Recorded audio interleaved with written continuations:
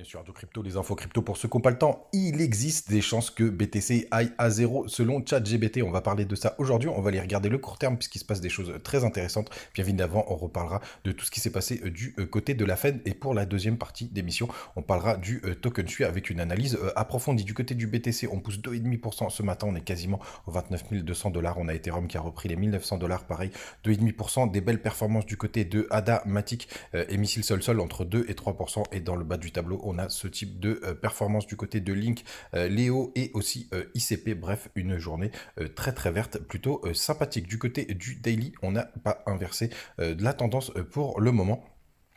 Donc on est en train vraiment de se comprimer, on est peut-être en train de breaker ce triangle de compression, donc en daily on n'a quand même pas encore d'indication très très claire, il faudra descendre sur les plus petites time frames, puisque regardez du côté désormais du 1 heure, il se passe des choses beaucoup plus intéressantes. On a quand même validé finalement une belle structure de retournement puisqu'on fait des bas de plus en plus hauts et des hauts de plus en plus bas. Donc en daily, en 1 heure, pardon, on est repassé bullish. En 4 heures, c'est pareil puisqu'on est en train d'imprimer un joli W. Il faudrait quand même qu'on aille breaker les 30 000 $ pour bien confirmer cette tendance, mais le MACD s'est inversé.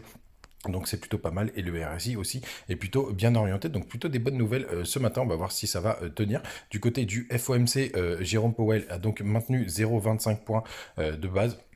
Donc pas de surprise, hein, ça a été quand même complètement pricé par le marché. Alors, information que je dois vérifier, apparemment il a annoncé qu'il n'y aurait pas de hausse des taux au prochain FOMC. J'attends quand même d'avoir des confirmations du côté de cette information. Les gars, si vous avez les articles, je suis preneur. Et bien entendu, pendant la réunion du FOMC, on a été soumis à beaucoup de volatilité. Vous voyez, à 20h, regardez cette magnifique bougie avec des très très grandes mèches de chaque côté. On a eu quand même pas mal de chasse à la liquidité, mais surtout de la chasse à la liquidité au nord. Donc assez étonnant en tout cas, les lots ont bien tenu tout simplement aussi puisqu'on a eu un nouveau crack du côté d'une nouvelle banque aux États-Unis et ça pour le coup c'est quand même plutôt très intéressant pour le BTC et les cryptos qui sont en train de ressortir comme valeur au chevaux. On va regarder du côté du long short ratio pour voir comment réagissent les traders face à tout ça puisque c'est toujours bien entendu intéressant de le voir. Et vous voyez, ça c'est plutôt pas mal. On a de moins en moins de shorters dans le pipe puisqu'on est encore à à peu près 53% de long, donc plutôt la parité. Alors attention, il va falloir que ça achète sur le spot. On a un petit pic ce matin, on va voir ce que ça va donner. Les fundings sont positifs, mais plutôt neutres. Donc pour l'instant, effectivement, du côté du long short ratio, c'est plutôt assez intéressant. On continue avec la news importante du jour du côté de ChatGPT qui nous dit, donc ça c'est Connor qui a demandé, qui a un tweetos, qui a demandé à ChatGPT si le BTC pouvait perdre 99,999% de sa valeur jusqu'à à partir de 2035, pour 2035, pardon, et il y a 15% de chances que ça arrive. Alors certains d'entre vous me diraient, bah, ça veut dire qu'il y a 85% de chances que ça n'arrive pas, et bien entendu les gars, donc c'est plutôt fantasy, mais je trouve ça quand même assez énorme pour le coup, mais ça n'a un gage que moi, 15% de probabilité, de possibilité, pardon, pas de probabilité, de possibilité que le BTC aille à zéro d'ici 2035, donc c'est intéressant de demander ça à OpenAI, à ChatGPT. Alors, souvenez-vous, ChatGPT, il a arrêté, je crois que c'est en 2021, toutes les données sont arrêtées à 2021, pour le coup, donc c'est ce qu'il pensait il y a 2 ans, et il s'est passé pas mal de choses hein, depuis, hein, les gars, bien entendu. Et c'est assez intéressant, il fait aussi la même chose du côté de Dogecoin, où là, les probabilités sont vachement plus importantes, puisque ce serait 45% de chances que ça arrive, et pour le coup LTC aussi, mais LTC quand même pas la crypto dont on s'intéresse le plus les gars. Gros bye bye du côté de TikTok et on continue sur YouTube et Instagram. Du côté donc de SUI, qu'est-ce qui s'est passé sur le token SUI hier au listing?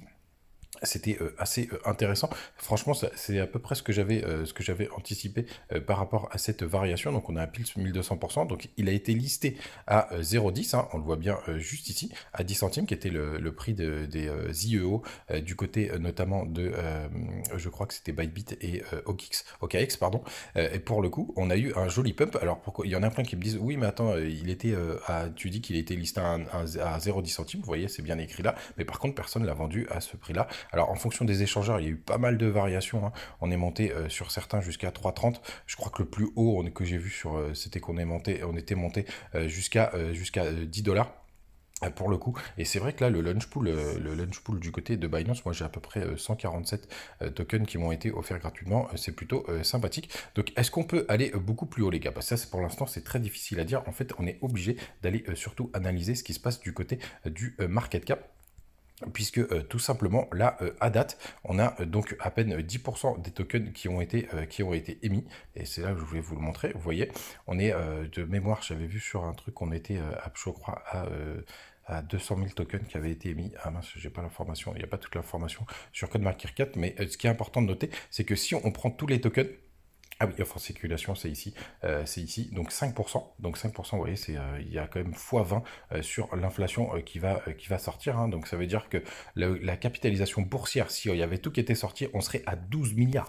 12 milliards, c'est énorme, les gars. Hein. C'est vraiment énorme. C'est-à-dire 12 milliards, ça voudrait dire qu'on est déjà dans le top. Hop, on est déjà dans le top 10. On est au-dessus du Dogecoin. Alors bien évidemment, hein, du côté, il y a du full diluette aussi. Pour prendre l'exemple du Dogecoin, s'il y a l'information qui ressort. Mais il y a avec le full diluette, bien entendu, que toutes les capitalisations boursières seraient plus importantes. Pourquoi il n'y est pas celui-là? Bon, c'est pas grave. Mais en tout cas, tout ça pour dire que si on veut faire un comparatif intéressant, c'est avec APT, donc Aptos, qui est à peu près, le même schéma. Et pour le coup, vous voyez, sa capitalisation boursière full diluette, c'est 10 milliards de dollars. Donc on serait sur quelque chose d'assez similaire. Pardon. Et à date, on est à 1,8 milliard. Ça veut dire que nous, du côté de la capitalisation boursière, est-ce que possiblement on pourrait faire un joli x4, puisqu'aujourd'hui on est à 655 millions, et ben les gars, c'est possible, et c'est pour ça qu'il peut y avoir une performance du côté de SUI, mais c'est vrai qu'il y a une grosse hype, et souvent vous avez quand même pas mal de gens qui vendent à la sortie.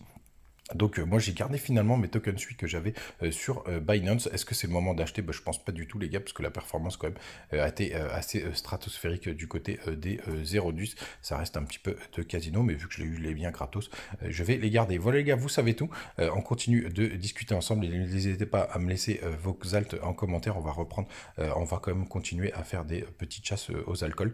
On en parlera dans une prochaine vidéo. Passez une bonne journée, ciao.